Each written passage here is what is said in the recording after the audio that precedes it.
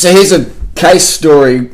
Craig Roberts, here's a picture stole, before and after picture stole this from a vegan Ava's video about Craig. So look at that before and after photo, and this is you know, this is what we're talking about. This is like personifying the results, mate. And here's a picture of Craig when I first met him. Let me have a look at it while I'm talking to you. Okay, so you can see in this picture here, I'm holding a coconut, and I've got no straw in the coconut. That's what, you know, just drink it like it should be drunk. Freddie's in the background. This is after the Q&A. And Craig's just walked up to me, and that's his bike there. And you can see how wide he is. He's wider on the side than I am face straight forward. And he actually looks slim in this photo, but he's a big dude, you know. He was a big dude. And now he's got a lot of heart. And you can see in the background, got vegan shirt, and then got that little hashtag, cut carbs, cut life. That's actually Bonnie's hashtag that Jason and Henya stole, and they started selling t-shirts with it. That's another story. But anyway, so Craig is a great case study. You can see his bike there. So he turns up. He's definitely out of shape. He's obese, and look how much he's sweating. And he's just been sitting down. He was sweating sitting down. Right? And I'm thinking, you look at my face, I'm thinking, fuck, what have I done here? Is this dude going to have a heart attack on his way home from the Q&A? And I was thinking, But then I looked at his bike, and I'm like, he's got a bit of knowledge. He's not a total noob. He's got his bike there. It's a little bit worn. It's got a few scratches on there.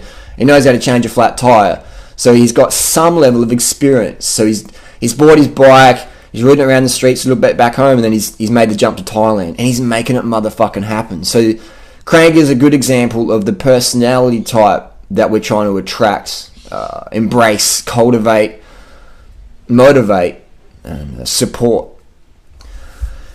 And I tell you what, like, I went to Thailand a few times last year, and I just randomly bump into Craig. You know, I mean, Chiang Mai is like, there's a lot of motherfucking streets, alright? There's a lot of motherfucking streets. But I'll just see Craig randomly riding everywhere. And I'm like, fucking, there he is again. And there he is again. It's like the universe was just like showing me, during rider, here's a motherfucker who's made some massive lifestyle changes.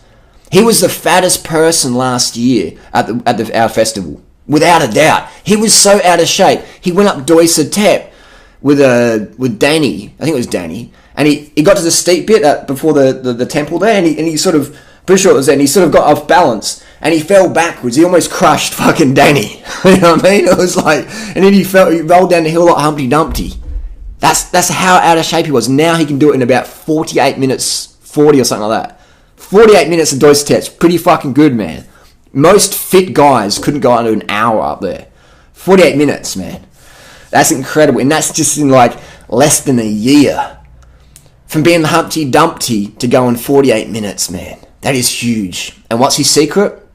Just eating well and riding his bike around. I never ever saw Craig in a taxi. I'm pretty sure, I could be wrong, but I'm pretty sure he was doing like a car fast or something like that. Like not stepping in a car unless it was like some emergency or whatever.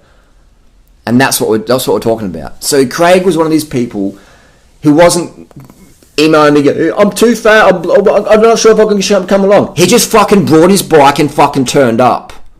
80% of success is just turning up and doing it every motherfucking day. Alright? 80% of success is just turning up. Go to training, get dropped, come back again next day, get dropped. Make the food, eat it, come back again next day. That's 80% of success. YouTube, boom, upload another video. Just turning up every motherfucking day. So I see Craig all the time turning up. He's just kept coming to every event, riding around, couldn't keep up, get dropped, go home, come back again next day, whatever. And then he's doing border runs on his bike, cooking himself, and maybe catching a bus back or whatever, but just pushing his limits, but it's also in a sustainable way.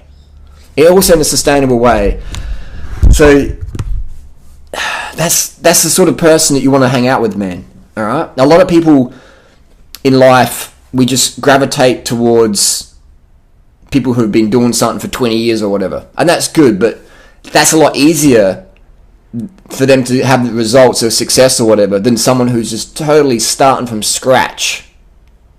I think that's why I've been so passionate, because my fitness was total from scratch. I wasn't a fit kid at school. I was a sick kid in school. You know, I was never seen as a fit person in school. Even in high school. Last year high school was not fit. So they're the best people, because some people are just born natural athletes, man. They just, whatever they do, they got better genetics, or they're just born. You know, they're at school, they're winning running races just like that. from day one at school. They just got some genetics that are going down.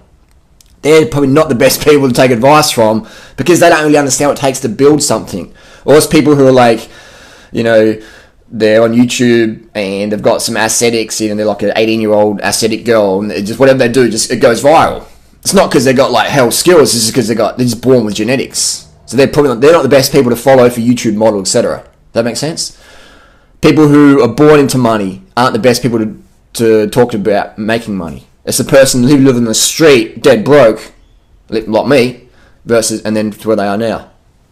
It's like Henry Ford or all those people. If you want to get motivation or tips, it's best to get it from people who are self-made. That's what I'm trying to say. Self-made people. So Craig is self-motherfucking-made now. He's not some superstar cyclist kid who's groomed from his 8 years old, you know, bought bikes, coached, whatever, from 8 years old. He's self-made now. They're the people you want to take advice from.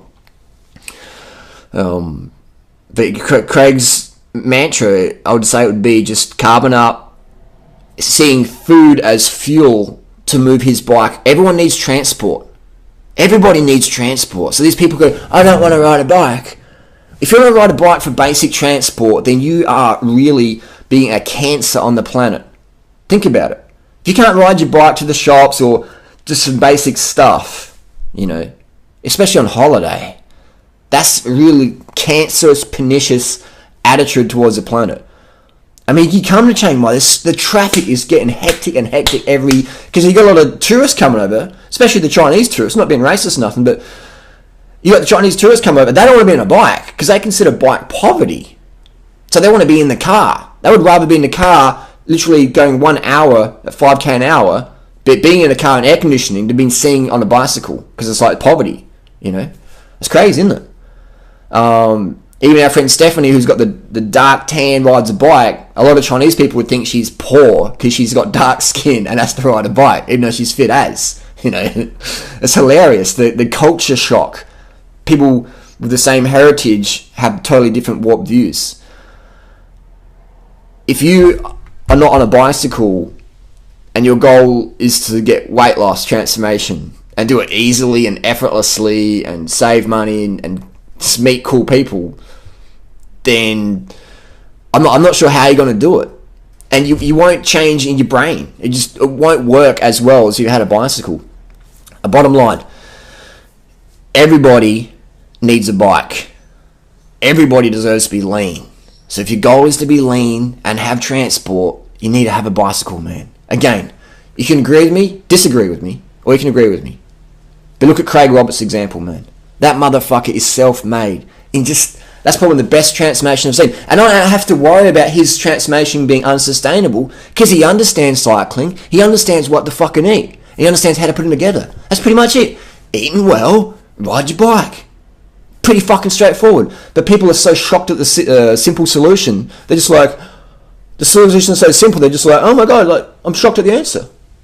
It's like the ego can't process. It's too simple. Like, how can an obese guy in just 8 months become a fit dude?